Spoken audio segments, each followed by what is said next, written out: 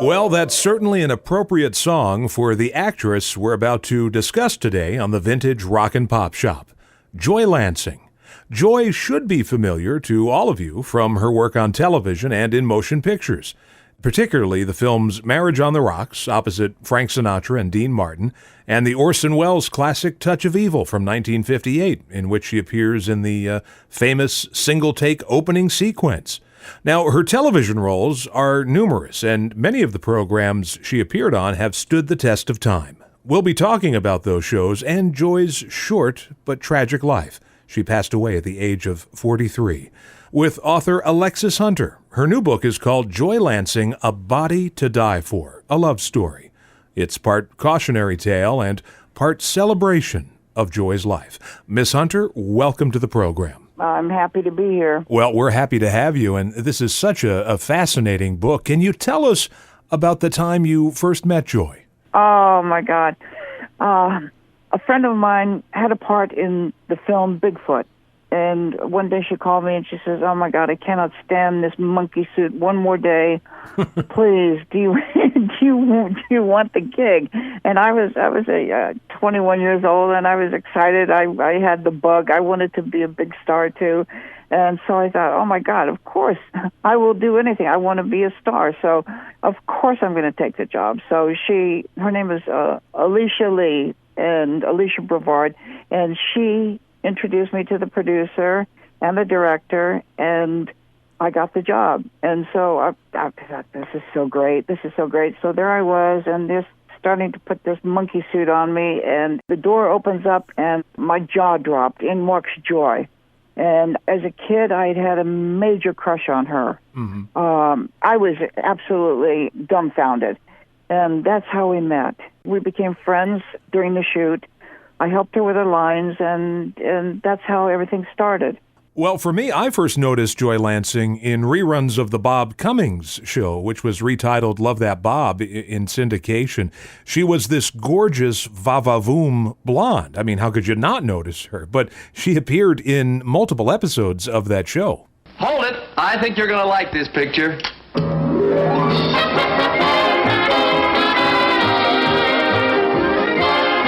Love That Bob. Starring Bob Cummings.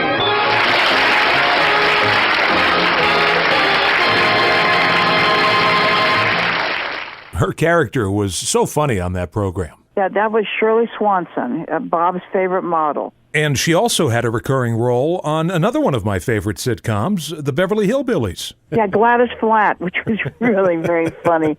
She had a recurring role when Flatt and Scruggs were on. Yeah.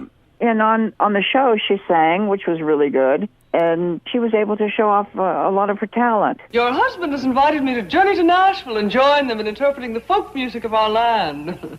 Oh, well, isn't that sweet of my husband? He's never invited me to do that. Honey, like I said, it's because you can't do her kind of music. Who says I can't? Here we go.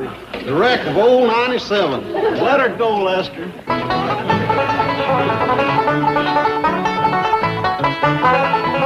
All they gave him was orders. Monroe, Virginia, Steve, you're way behind time. It's not 38, but it's old 97. You must put her in Spencer on time. Come on, Gladys. Now show us what you can do. The mighty rough road from Lynchburg to Danville, it's lying on a 3-mile grade.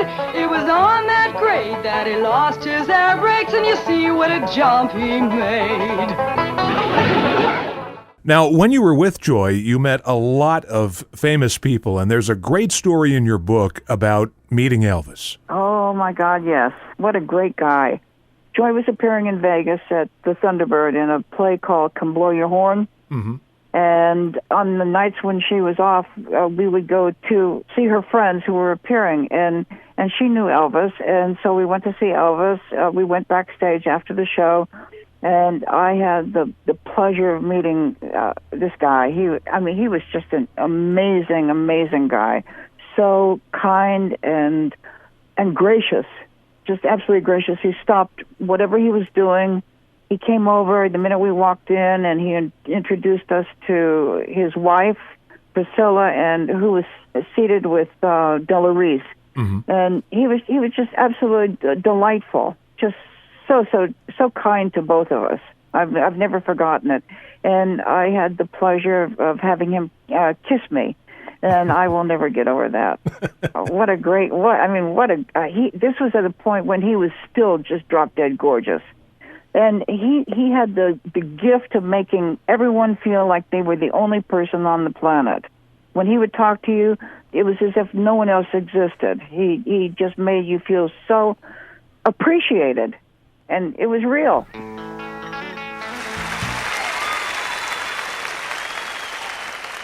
We're talking to author Alexis Hunter, her book, Joi Lansing, A Body to Die For, a love story. Now, in the book, you're very open about your relationship with Joi and how, because of the sexual politics at that time, if you two were photographed together, the papers wrote that you were her little sister. Yes, because if anyone had found out about our relationship, her career would have been destroyed.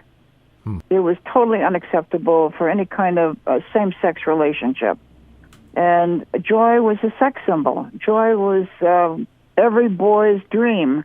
And it would not have gone over very well if they had found out that Joi had a female lover.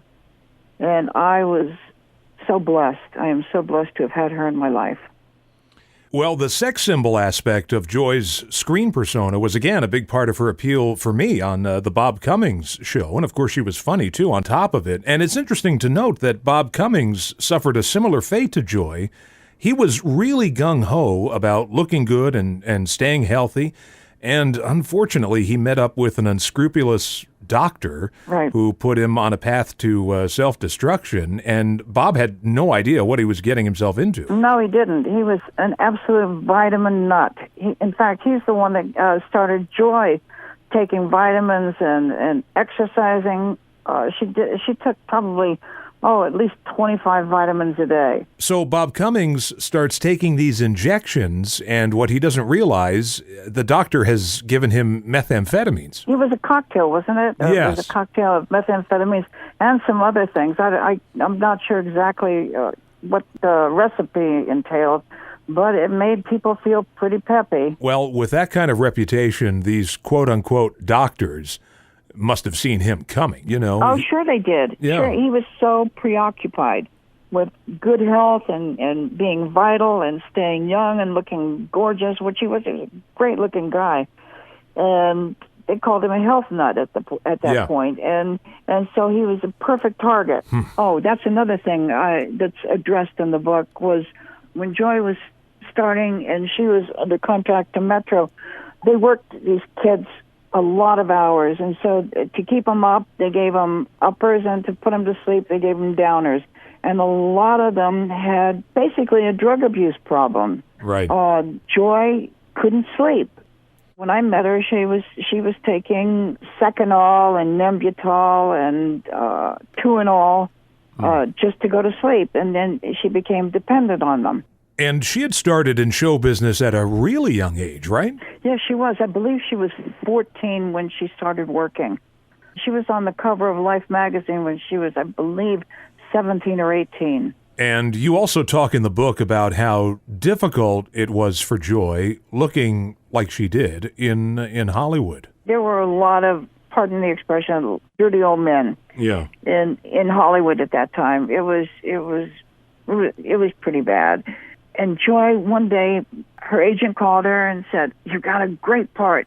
You're going to be working with Burt Lancaster in his new film, Elmer Gantry." And she was so excited. There was a contract. She signed the contract. They sent her the ticket.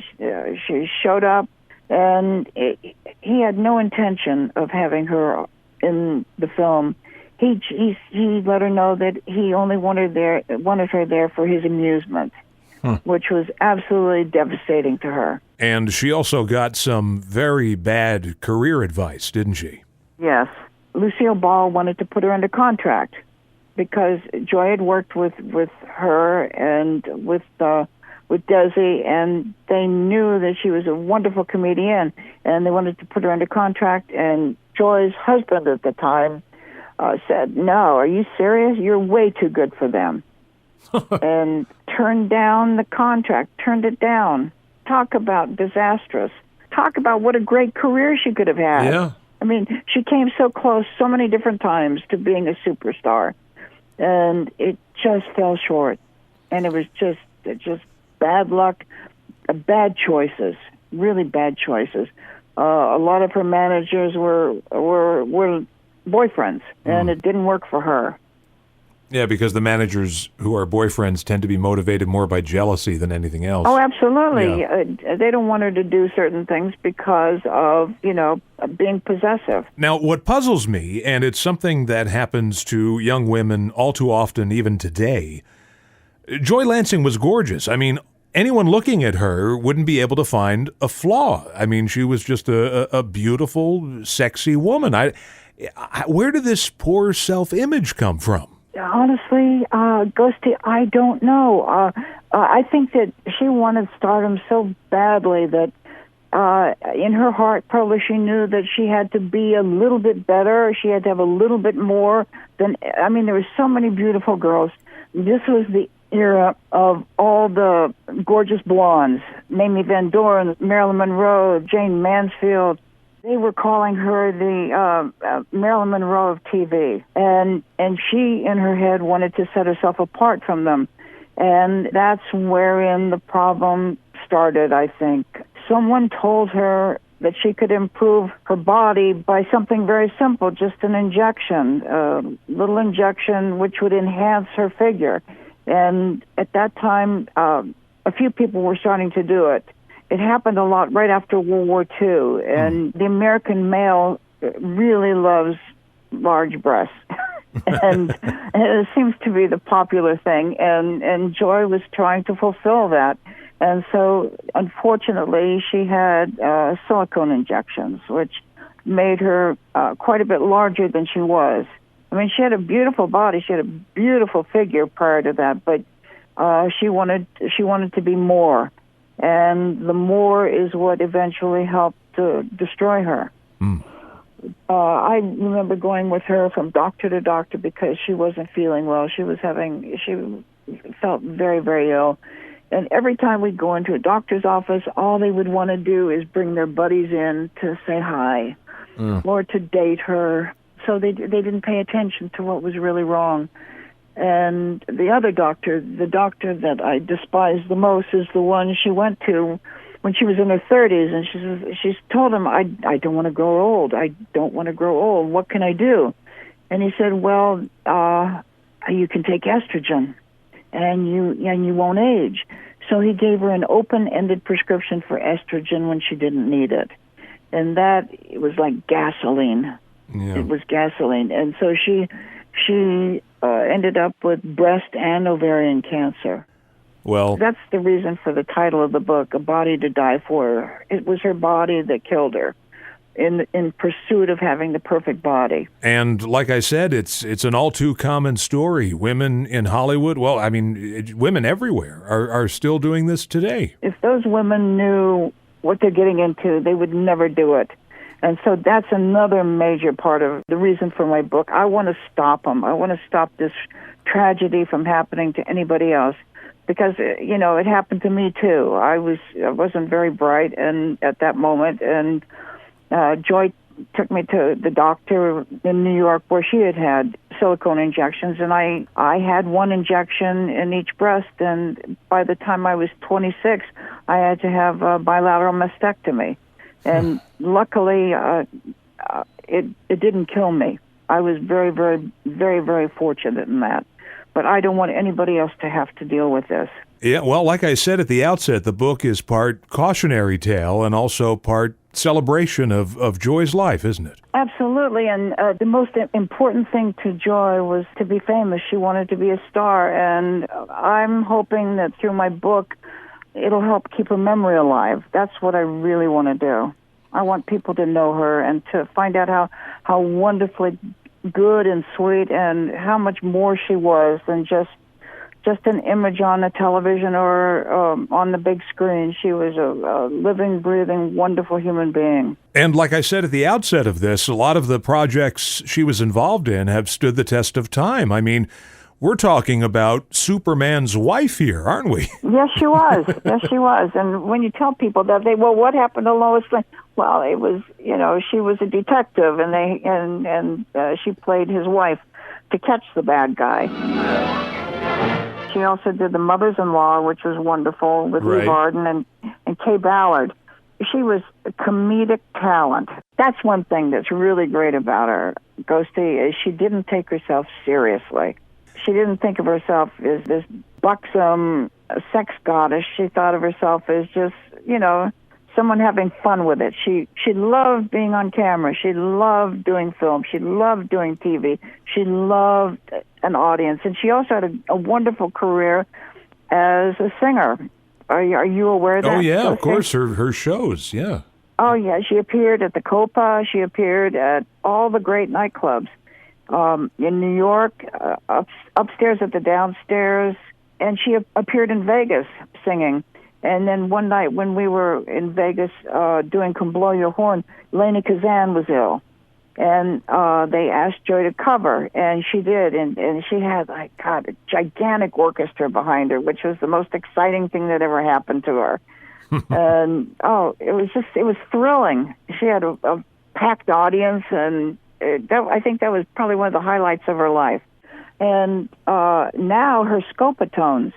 Yes. If anybody wants to see something so bad it's great, check out on YouTube. Check out the Scopatones. Just look up Joi Lansing and Scopatones. Scopatones were the first music videos. They had these machines, these big jukeboxes in bars and restaurants, and people. I don't remember how much it cost to play a video. You choose. It's just like a jukebox. You choose the video you want to see, the singer you want to see, and they had all the top singers doing their tunes at the time. And Joi did, I think, 3 or 4 of them, and they were very successful. And one of them, which is, I think, the campiest. Have you seen it, The Web of Love? Yeah, have sure. Have you seen that, Ghosty? Yes, I have. Oh, my God. It's high camp. Right. It's just very, very funny. And people love that video. And she plays it totally straight. Of course. She's singing it totally straight, and just like none of this silliness is going on around her. And it's really great. Once again, the book is called Joi Lansing, A Body to Die For, a love story by our guest today, author Alexis Hunter. The book is published by Bear Manor Media. Miss Hunter, where would people go to get the book? Okay, it's on Amazon. Mm-hmm. It's also on Barnes & Noble. And if anyone would like a signed copy, they can reach me. I'm on Facebook. You can contact me on Facebook, Alexis Hunter, and just let me know that you would like a copy, and I have copies available. Well, it's a fascinating book, and thank you so much for spending some time with us today. Thank you so much. All right, we're going to go out on Joi Lansing singing that famous Scopatone song, Web of Love. Miss Hunter, have a great rest of your day. Oh, you too. Thanks, Ghosty. Okay. Love's a big game hunter.